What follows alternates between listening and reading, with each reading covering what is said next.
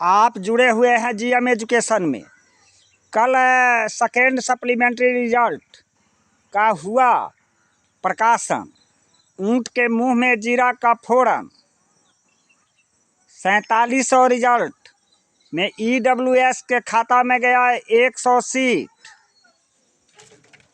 किसी के primary TRE 1 जिसका अभ्यर्थी लाख नहीं, 2 लाख नहीं, 9 लाख था।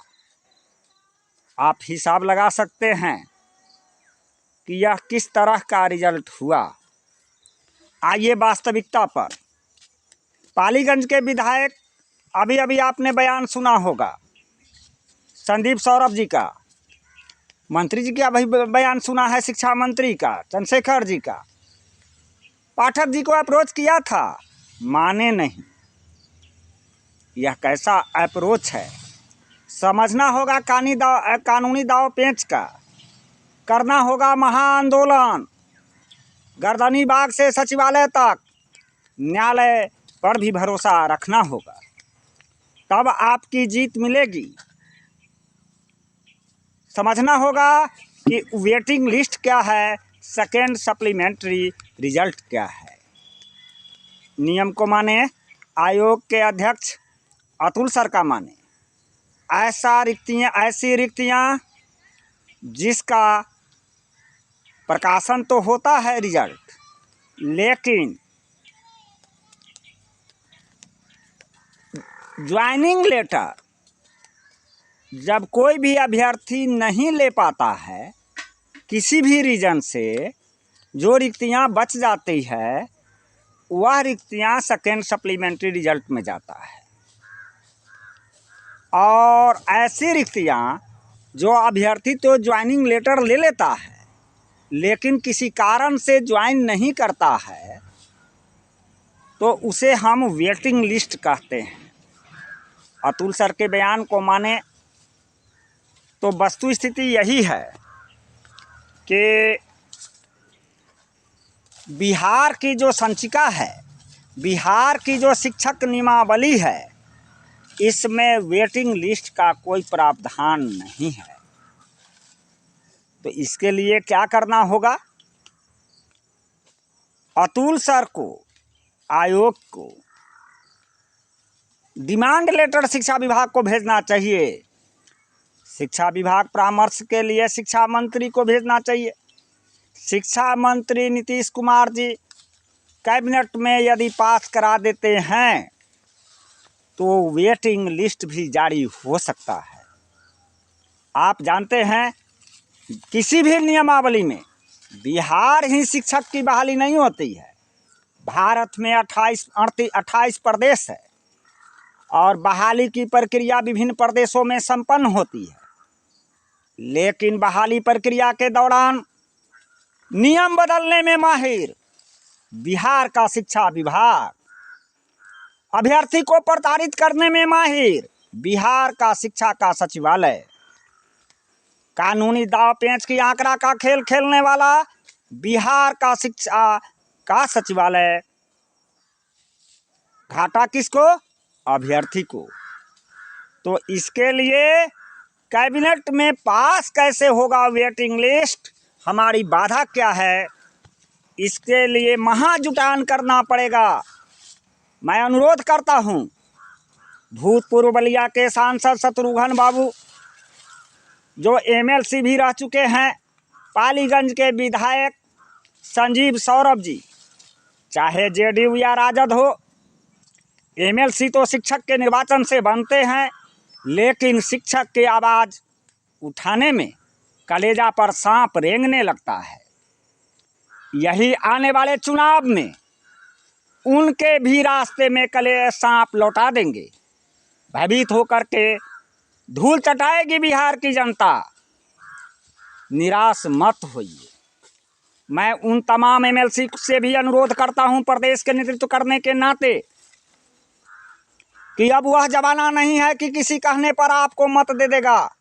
आपने बहाली प्रक्रिया के बीच में डोमिसाइल का ब्रेकिंग किया है, जो कानूनी अपराध है। ऐसी स्थिति में आपको भी, चाहे राजद या महागठबंधन के नेता को, कोई भी हो, चाचा हो, भतीजा हो, काका हो, कोई भी प्रत्याशी बन करके आएगा तो हमारा बीपीएससी शिक्षक अभ्यर्थी कहेगा कि आपको इस गांव में कोई मत नहीं है। अगर इस मान सम्मान से अपने को सीट सुरक्षित रखना चाहते हैं, आपका जिस तरह से पॉलिटिक्स और राजनीतिक कैरियर सुरक्षित रखना चाहते हैं, तो शिक्षक के भी भविष्य को देखना होगा। शिक्षक के भविष्य को संवारने के लिए उत्तरदायी कौन है? Who is responsible for provide fantastic future all BPSC candidate which is the appearing for waiting list, इसका जिम्मेदारी कौन लेगा? तो हम लोग आइए, कल रिजल्ट आया, निराशा हाथ लगी, अभिलाषा नहीं कहा जा सकता है। संख्या के खेल में अभ्यर्थी की घर में चूल्हा चक्की बंद है। नियमावली के आड़ में अभ्यर्थी को शिक्षक बहाली के से बाहर कर दोगे, वह तो तुझे मालूम था, लेकिन अभ्यर्थी के दिल पर कितना गुजरेगा, हृदय पर कितना गुजरेगा, वह तुझे मालूम न था, वह तुझे मालूम न था। अंत में मैं निवेदन करता हूँ, भारतीय जनता पार्टी, लोजपा, वामपंथी, राजद, जेडीयू, खास करके शत्रुघ्न बाबू को, खास करके पालीगंज के विधायक संदीप सौरभ जी को, कि आप लोग नेतृत्व लड़िए। मैं भाजपा का नेतृत्व देखा हूँ, जो बीएड की मान्यता दिलाने के लिए डाक बंगला चौराहे पर एक बुलंद आवाज से वायुमंडल में झकझोर पैदा किए थे। न्याय मिलना न न्याय मिलना, किसी के भविष्य में क्या लिखा हुआ है वह आपके हाथ में नहीं है, लेकिन भारतीय जनता पार्टी कर्म किया है। तो मैं भारतीय सभी दल के राजनेता से मैं अनुरोध करता हूँ, हम आम अभ्यर्थी अपील के लायक भी नहीं रहे, लेकिन अनुरोध करने का आकांक्षा है। मैं आकांक्षा रखता हूं, अनुरोध करके, विनती करके, कि आप लोग आगे बढ़िए। अभ्यर्थी आपसे आगे रहेगा। वेटिंग लिस्ट के कानूनी दाव पेच में मत भविष्य बर्बाद हो अभ्यर्थी का। मैं इधर प्रदेश के तमाम अभ्यर्थियों से आग्रह करता हूं कि एक दिन निश्चित किया जाए, कंटिन्यूअस आंदोलन का बिगुल बजाया जाए। मैं आप लोगों के आदेश की प्रतीक्षा में। त्रिपुरारी सब से आगे रहा है, भविष्य में भी आगे रहेगा, कभी पीछे नहीं मुड़ेगा। यह भारत वीर गति को प्राप्त करने वाला, वीर पुरुष पैदा करने वाला, भारत की जल में इतनी ताकत देता है कि वीर भगत सिंह, चंद्रशेखर यहीं से पैदा हुआ। आंदोलन और क्रांतिकारी का उपज था। आज वह वक्त आ चुका है कि गर्दनी बाग से लेकर के पाटलिपुत्र तक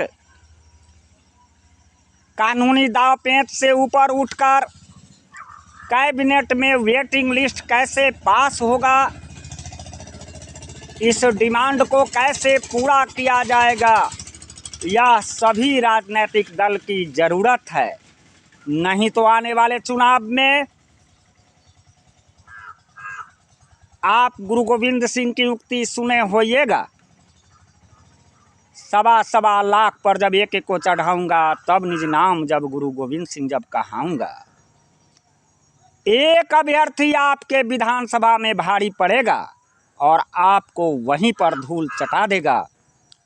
इसलिए धूल चाटना बेहतर है कि अभ्यर्थी की आवाज़ को बुलंद करना बेहतर आप समझते हैं।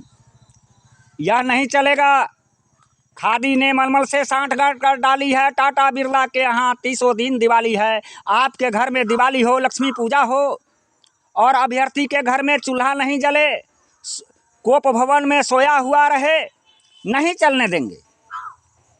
चरितार्थ होता है संसद और रोटी का।